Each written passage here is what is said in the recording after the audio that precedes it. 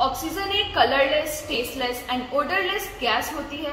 कुछ ऐसे संकेत हैं जिसमें हमें ऑक्सीजन देने की आवश्यकता होती है, जैसे कि शरीर में ऑक्सीजन का स्तर कम होना, SpO2 लेवल का कम होना, सांस लेने में परेशानी होना या फिर सांस फूलना। ऑक्सीजन देने के कई तरीके होते हैं जो कि निर्भर करता है कि बच्चे को ऑक्सीजन की कितनी आवश्यकता है। ऑक्सीजन देते समय कुछ बातों का ध्यान रखें, जैसे कि वाइटल साइंस, SpO2 देखते रहें और इसके साथ ही ब्रीदिंग पैटर्न भी देखना है। बच्चे की उम्र के अनुसार ऑक्सीजन डिवाइस का चयन करना है और हमेशा नई डिवाइस ही प्रयोग करना है।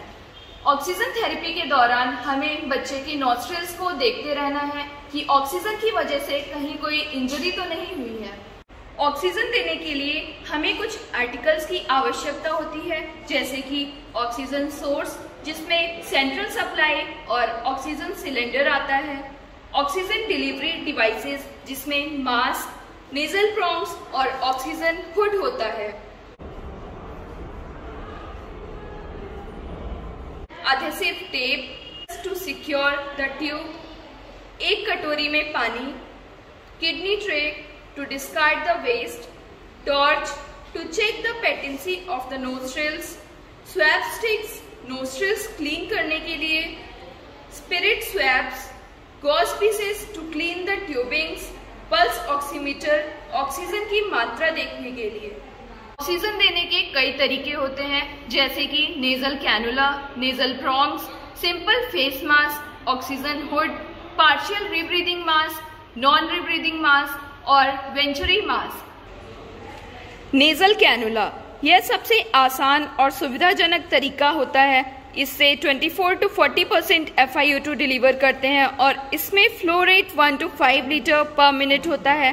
नेजल कैनुला डिफरेंट साइजेस में अवेलेबल होता है, जैसे कि एडल्ट, पीडियाट्रिक और infant size. Simple face mask यह 40 to 60% FiO2 डिलीवर करता है। इसमें ऑक्सीजन का फ्लो रेट 5 to 10 लीटर पर मिनट होता है।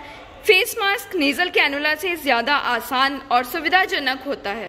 ऑक्सीजन हुड एक प्लास्टिक बॉक्स होता है जिसमें वार्म एंड ह्यूमिडिफाइड ऑक्सीजन होती है। यह हम छोटे बच्चों के लिए यूज करते हैं जो कि खुद से सांस ले सकते हैं, लेकिन कुछ मात्रा में उन्हें बाहर से ऑक्सीजन देने की आवश्यकता होती है। ऑक्सीजन हुड से हम 80 to 90% FiO2 दे सकते हैं और इसमें फ्लो रेट 8 to 10 लीटर पर मिनट होता है। पार्शियल रीब्रीदिंग मास्क इसमें रिजर्वायर होता है पर वॉल्व नहीं। इसमें 60% FiO2 डिलीवर करते हैं और इसमें flow rate more than 6 litre पर मिनट होता है। नॉन रीब्रीदिंग मास्क इसमें फेस मास्क के साथ रिजर्वायर होता है और 1 वे वॉल्व भी होता है। इसमें FiO2 मोर देन 90% डिलीवर कर सकते हैं और फ्लो रेट 8 to 10 लीटर पर मिनट होता है। वेंचुरी मास्क यह अलग अलग कलर्स में अवेलेबल होता है, जिसके अकॉर्डिंग FiO2 डिलीवर करते हैं।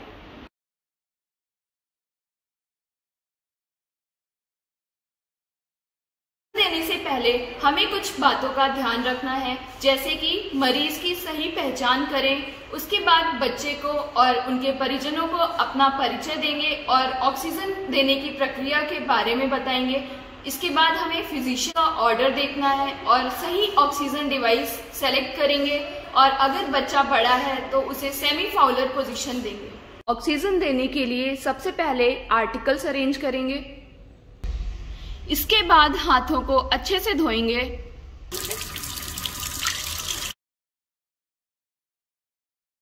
मरीज को आरामदायक पोजीशन देंगे, जैसे कि सेमी फाउलर या फाउलर्स पोजीशन। नोस्ट्रिल्स को स्वैब स्टिक से क्लीन करेंगे। हम नेजल प्रोंग्स को O2 सोर्स से कनेक्ट करेंगे। अब हम नेजल प्रोंग्स को नाक में लगाएंगे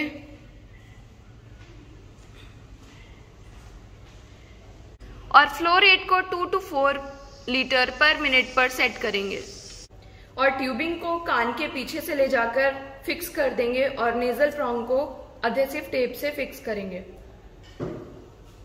गॉज पीस का यूज करेंगे जिससे कि इंजरी ना हो।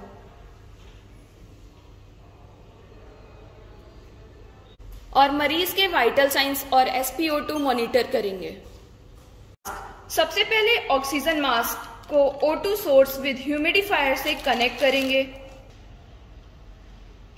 अगर हम पार्शियल और नॉन रीब्रीदर मास्क यूज कर रहे हैं तो हमें रिजर्वॉयर को कम्प्लीटली फिल करना है। अगर वेंचुरी मास्क यूज कर रहे हैं तो हमें सही एडाप्टर डिवाइस सेलेक्ट करना है और ऑक्सीजन देना है।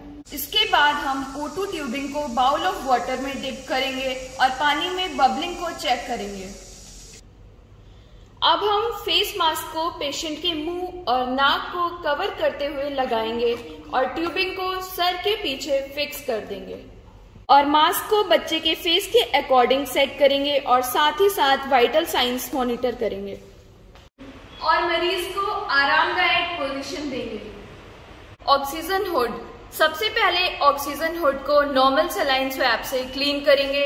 इसके बाद ऑक्सीजन ट्यूबिंग को ऑक्सीजन सोर्स विद ह्यूमिडिफायर से कनेक्ट करेंगे और फ्लो रेट सेट करेंगे। ट्यूबिंग को ऑक्सीजन हुड से कनेक्ट करेंगे और ध्यान रखना है कि ऑक्सीजन हुड बच्चे के चिन, नेक और शोल्डर को टच ना करे और इस प्रक्रिया के दौरान हमें वाइटल साइंस और SpO2 मॉनिटर करते रहना है।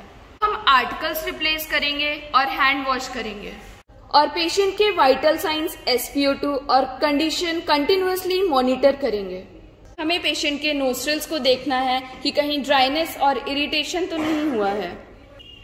अब हम टाइम, ऑक्सीजन का फ्लो रेट और पेशेंट की कंडीशन रिकॉर्ड करेंगे।